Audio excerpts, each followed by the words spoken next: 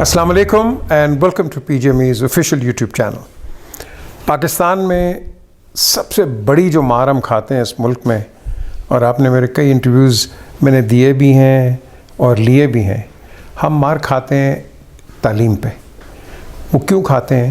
کیونکہ ہم یہاں نعرے، ہر پولیٹیکل لیڈر جو بھی آتا ہے جمہوریت جمہوریت جمہوریت کی بات کرتا ہے، لیکن بدقسمتی کیا ہے، آپ کا جمہور ہی ان پڑھ ہے۔ جمہور ان پڑھ ہے تو اس ان پڑھ جمہور کے اوپر آپ جو نعرے لگاتے ہیں جمہوریت، یہ کہاں جائیں گے؟ تو اسی طریقے سے جب ہم الیکشنز کی بات کرتے ہیں، اپنے سیاست کی بات کرتے ہیں، تو یہ جو جمہور ہے جس کو ہم ایجوکیٹ نہیں کرتے، پڑھاتے نہیں ہیں، تو کیا ہوتا ہے کہ آپ اس کا ایڈوانٹیج لے جاتے ہیں جب الیکشنز آ جاتے ہیں۔ جمہوریت میں جمہور کو 500 روپے کا آپ نوٹ دے دو تو ووٹ آپ کا ہو گیا، یا 1000 روپے کا بھی آپ کہہ لو، سینٹ کے اندر کروڑوں پہ چلا گیا ہوا ہے۔ تو اب اگر یہ اس طرح کی اگر ہم نے جمہوریت لے کے چلنی ہے اور تعلیم پہ توجہ نہیں دینی، تو ہم کبھی بھی آگے نہیں بڑھیں گے۔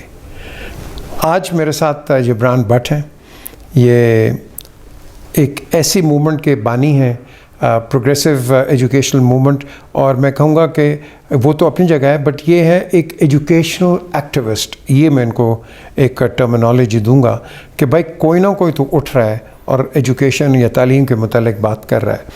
میں تو اتنا بھی کہتا ہوں کہ ہم مسلمان ہیں، قرآن آیا عربی میں، ہم خالی قرآن پڑھ کے کہتے ہیں کہ جی ہم نے قرآن پڑھ لیا۔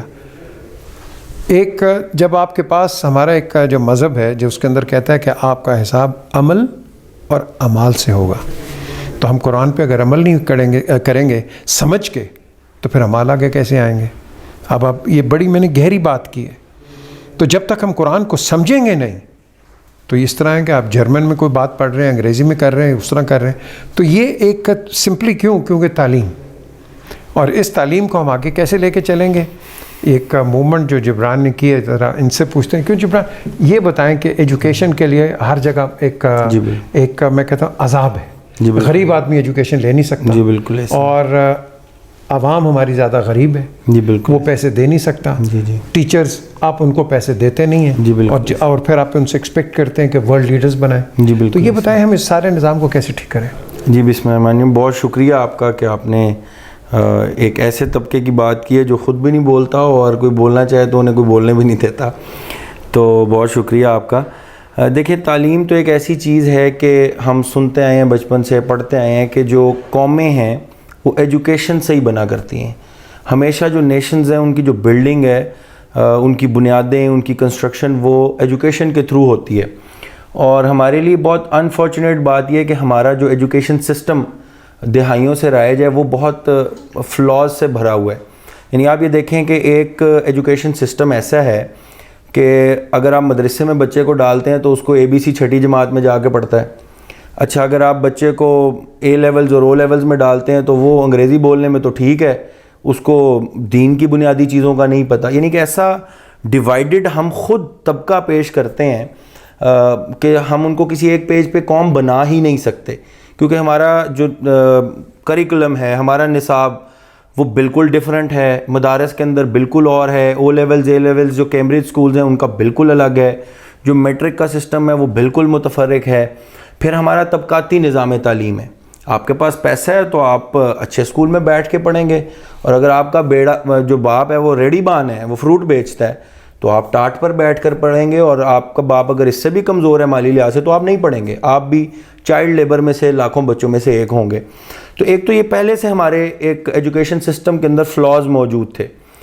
اس کے بعد یہ جب کووڈ اور یہ ساری مشکل پوری دنیا کے اندر آئی، ظاہر ہے یہ پینڈیمک کسی ایک طبقے کے لیے، کسی ایک فیملی کے لیے، کسی ایک ملک کے لیے نہیں ہے، کسی ایک مذہب کے لیے نہیں ہے، پوری دنیا اس سے متاثر ہوئی۔ لیکن ہم یہ سمجھتے ہیں کہ جہاں کووڈ نے ایجوکیشن سیکٹر کو نقصان پہنچایا، اس سے کہیں زیادہ اب ہماری گورنمنٹ کی جو کنفیوژن ہے، میں اسے بددیانتی تو نہیں کہوں گا کیونکہ I am no one to جج اینی ون، میں نہیں کہتا کہ وہ بددیانت ہے، لیکن میں یہ ضرور کہوں گا کہ کنفیوژن کا شکار ہیں، ان کی پالیسیز قطعی طور پر درست نہیں ہیں۔ ہم دیکھتے ہیں کہ پوری دنیا کے اندر جب لاک ڈاؤنز ہوتے ہیں تو آخری چیز تعلیمی ادارے ہوتے ہیں جو بند کیے جاتے ہیں، اور جب ری اوپننگ ہوتی ہے اور سب سے پہلے جو چیز کھولی جاتی ہے وہ تعلیمی ادارے ہیں۔ ابھی جو کہا جا رہا ہے کہ جی کرونا وائرس میوٹیٹ ہوا ہے UK کے اندر، خود UK کے اندر صرف 12 دن کے لیے سکولز بند ہوئے ہیں، اور وہ آخری چیز تھی. اور آپ دیکھیں کہ ساری وہاں پہ لگژری شاپس بند ہیں, جو نیسیسٹیز, گروسری, اس کے علاوہ سب لاک ڈاؤن ہے, لیکن سکولز چل رہے ہیں. لائک وائز یو ایس کے اندر کہ باقی چیزیں بند ہیں لیکن سکولز کھلے ہوئے ہیں, کالجز کھلے ہوئے ہیں. ایک تو سکولز کا ایک ڈویژن یہ بھی ہے کہ سکولز کے بچوں کو میڈیکل سائنس یہ کہتی ہے بلو 15-18 ایئرز ان کو یہ وائرس افیکٹ نہیں کرتا.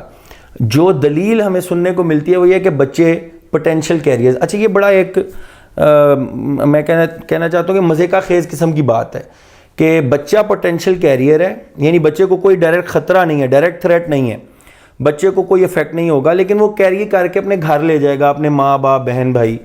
اچھا, جس بچے نے کیری کر کے لے جانا ہے اسے گھر بٹھا دو, اور جس سے واقعتاً ڈائریکٹ تھریٹ ہے اسے آپ کہتے ہیں کہ جیلانی پارک میں آئیں اور جشن بہارا منائیں. 3 لاکھ لوگوں کا ایک دن کا فٹ فال تھا وہاں کرونا وائرس. یعنی جن کو ڈائریکٹ خطرہ ہے انہیں آپ جشن بہارا منانے کے لیے بلا لیتے ہیں, انہیں آپ اچھرے بازار اور شالمی مارکیٹ کے اندر سوشل ڈسٹینسنگ نام کی چیز ہی نہیں ہے, ماسک اور SOPs نام کی چیز ہی نہیں ہے, وہاں پر آپ ان کو اجازت دے دیتے ہیں. تو میرا خیال ہے کہ ہم یہ سمجھتے ہیں, ہم نے یہ مطالبہ کیا ہے کہ گورنمنٹ کو اپنی لگژری اور اپنی نیسیسٹی کو ری ڈیفائن کرنا چاہیے. جینز کی پینٹ خریدنا نیسیسٹی نہیں ہے, لگژری ہے. آپ کی یہاں پہ KFC, میکڈونلڈ اور ہارڈیز کا برگر کھانا یہ لگژری ہے, یہ نیسیسٹی نہیں ہے. آپ کی ایجوکیشن بنیادی ضرورت ہے, اور ہم یہ نہیں کہتے کہ اگر کوئی SOPs پر امپلیمنٹیشن نہیں کرتا تو آپ اسے بھی کھلا رہنے دیں. آپ ضرور فائن کریں, آپ ضرور سکولز کو سیل کریں, آپ رینڈم ٹیسٹنگ کریں, لیکن تعلیمی سلسلے کو مستقل بین کرنا, بند کرنا, یہ انتہائی آپ سمجھیں کہ تعلیم دشمن ایک اقدام ہے. تو ایک تو ہمارا یہ خیال ہے کہ تعلیمی ادارے فوراً کھولے جائیں, SOPs پر امپلیمنٹیشن ہو. اور دوسرا ہم یہ مطالبہ کرتے ہیں کہ میں آپ کو اپنا ذاتی تجربہ بتاؤں, میں ایسے ٹیچرز کو جانتا ہوں کہ جنہوں نے پنکچرز کی دکانیں کھول لی ہیں. میں ایسے ٹیچرز کو جانتا ہوں کہ جنہوں نے اوبر پہ بائک چلا کر اپنے گھر کا معاملات چلائے ہیں. یہ تو ہے میل ٹیچر. جو فیمیل ہماری خواتین گھر سے نکلتی ہیں, اب وہ تو نہ پنکچر کی دکان کھول سکتی ہیں, نہ فروٹ کی ریڑھی لگا سکتی ہیں. گورنمنٹ کے پاس ان کے لیے کیا پلان ہے؟ اور ہماری خواتین گھر سے میک اپ کا سامان خریدنے نہیں نکلتی, اپنے گھر کی ضروریات پوری کرنے نکلتی ہیں. کوئی کسی کے اوپر اپنے ماں باپ کی ذمہ داری ہے, کسی کے اوپر ہسبینڈ نہیں ہے, سنگل پیرنٹ ہے, تو اپنے بچوں کو پالنے کے لیے تو وہ کیا کریں, ان کے لیے کیا آلٹرنیٹ ہے؟ تو ہم یہ سمجھتے ہیں کہ ایک transparent educational relief package in private sectors کے تعلیمی اداروں کو دینا چاہیے, اس کا چیک اینڈ بیلنس ہونا چاہیے جو ٹیچرز تک پہنچے. اور یہ 2 ہمارے بنیادی مطالبات ہیں. اچھا, آپ نے ایک بڑی انٹرسٹنگ بات کی ہے, ایک ٹاٹ کا پڑھا ہوا اور ایک ماڈرن ڈے ایجوکیشن کے. ہمارے کئی جنرلز ہیں جو کہ ٹاٹ پہ پڑھے ہیں. جی بالکل ہے. اور یہ کیا وجہ ہے کہ یہ جو اتنا بڑا ڈفرینس آ گیا ہماری سوسائٹی میں کہ ٹاٹ والے کی کوئی ویلیو کوئی نہیں ہے, لیکن اگر آپ فار ایگزامپل HSN جاتے ہیں تو آپ بہت بڑے انسان ہیں. آئی مین یہ واٹ از یہ کیوں ہے یہ ڈسپیرٹی؟ میں یہ سمجھتا ہوں کہ یہ سٹینڈرڈ بنا لیا گیا ہے. یعنی ہم مغرب سے اس حد تک مرعوب ہیں کہ ہم شلوار قمیض پہننے والے کو جاہل تصور کرتے ہیں, ہم پتلون پہننے والے کو ماڈرن تصور کرتے ہیں. چاہے شلوار قمیض میں بیٹھا ہوا ہارورڈ سے پڑھ کے آیا ہو, چاہے وہ PhD ہو, لیکن میٹرک فیل اگر پینٹ پہنتا تو ہم تصور کرتے ہیں کہ نہیں یہ ماڈرن ہے. تو ہماری ماڈرنزم اور ایجوکیشن کو ری ڈیفائن ہونا چاہیے.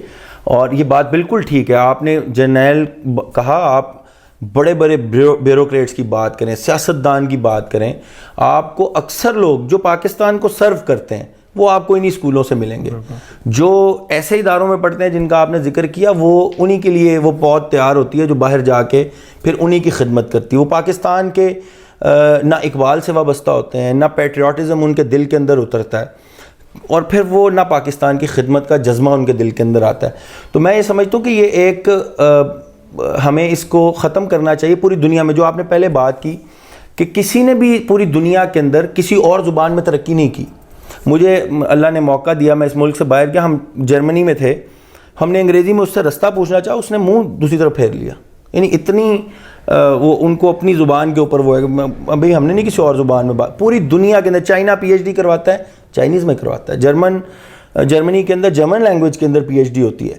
ہمیں یہاں پر یہ سکھا دیا گیا کہ جس نے منہ مروڑ کے انگریزی نہ بولی وہ جاہل ہے, وہ ان پڑھ ہے, وہ کمتر ہے. تو ہم یہ سمجھتے ہیں کہ جو اردو ذریعہ تعلیم ہے اسے رائج ہونا چاہیے. یہ بہت اچھی, میں اپریشیٹ کرتا ہوں, میں خیر مقدم کرتا ہوں جو سنگل نیشنل کریکلم ابھی گورنمنٹ نے یہاں پہ امپلیمنٹ کرنے کی کوشش کی ہے. گو کہ اس کے اندر بہت فلاز ہیں, کمیاں ہیں, لیکن ڈائریکشن ٹھیک ہو گئی ہے کہ ہم ایک کریکولم دیں تاکہ ہم ایک سوچ ڈیولپ کریں. اگر ہم چاہتے ہیں کہ قوم کو ایک پیج پہ لانا ہے تو ہم ان کو نصاب میں کچھ اور پڑھا رہے ہیں. وہ جو مولوی صاحب مدرسے میں بیٹھے ہیں ان کو چھٹی میں جا کے پتہ لگتا ہے اے فار ایپل ہوتا ہے اور بی فار بال ہوتا ہے, اور جو بچہ یہاں سے اے لیول کر کے نکلتا ہے اسے یہ نہیں پتا کہ اگر میں ناپاک ہو گیا ہوں تو پاکیزگی کا کیا طریقہ, جو بنیادی ضرورت ہے دین کی, انہیں غسل کے فرائض نہیں پتہ ہوں گے, نماز اور روزہ اور وہ تو بعد کی چیزیں. تو میں یہ سمجھتا ہوں کہ ایک بیلنسڈ اسلامی نظام تعلیم کا بھی مطلب یہی ہے. اسلامی نظام تعلیم کا مطلب ہرگز یہ نہیں ہے کہ بس عربی پڑھانی ہے, قرآن پڑھانا ہے. اسلامی نظام تعلیم کا مطلب یہ ہے کہ ایک ایسا balanced modern compatible education system جس میں دین کی بھی آپ کو بنیادیں سکھائی جائیں اور آپ کو دنیا کے بھی جو عصری علوم ہیں آپ کو, یعنی یہ ہمارے مولویوں نے بدقسمتی سے ہمارے ذہنوں میں یہ اختراع پیدا کر دی ہے کہ اگر آپ سائنس میں ٹیکنالوجی میں سائنٹسٹ بن جائیں گے, اگر یہ تو بڑا کوئی دنیا داری کا کام ہے. نو وے, یہ تو ہمارے اللہ کے نبی نے کہا ہے کہ اگر آپ, قرآن کہتا ہے کہ کل سیرو فی الارض, آپ میرے دین کو پھریں گھومیں اور میرے جو علوم ہیں ان کو مسخر کریں.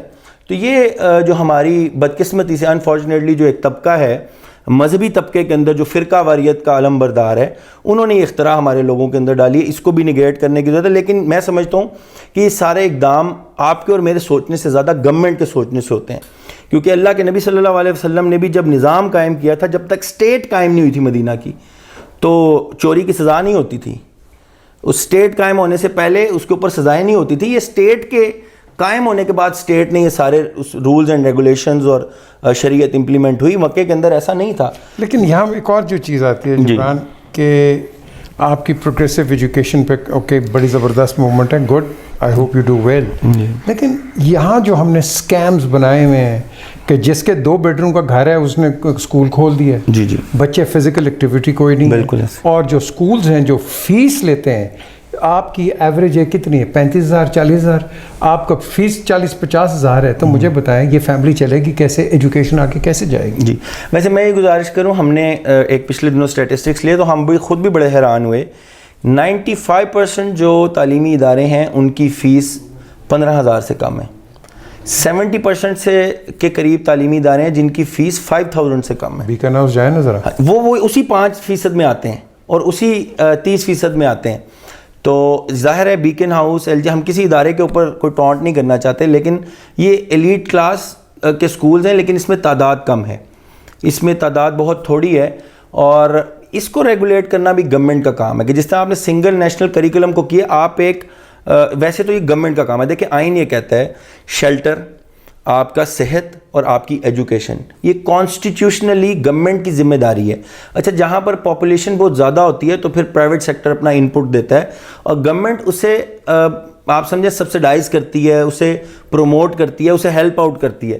مثال کے طور پہ اگر ایک بچے کے اوپر 10,000 روپے ماہانہ خرچہ آ رہا ہے تو گورنمنٹ یہ کہتی ہے کہ جی آپ 6,000 بچے سے یا 4,000 بچے سے لیں گے, 60% ہم دیں گے. تو ہمارا چونکہ قرضوں میں ڈوبے ہوئے ہیں, ہمارا وہ بھی پاسبل نہیں ہے کہ گورنمنٹ سپورٹ کرے, تو ہمیں کم از کم ایریا کہ اتنا اسکول کا ایریا ہونا چاہیے, نصاب یہ ہونا چاہیے, ہمارا جو زبان ہے جس کے اندر پڑھانا ہے وہ یہ ہونی چاہیے. یہ بنیادی چیزیں گورنمنٹ کو ریگولیٹ کرتے ہوئے لازمی قرار دینی چاہیے, اور جو اس کے اوپر پورا اترتا ہے وہ اسکول کو چلائے, اور جو نہیں اس کے اوپر پورا اترتا گورنمنٹ کو چاہیے کہ وہ ان تعلیمی اداروں کو اس کے معیار کے اوپر پورا نہ اترنے والوں کو بند کرے.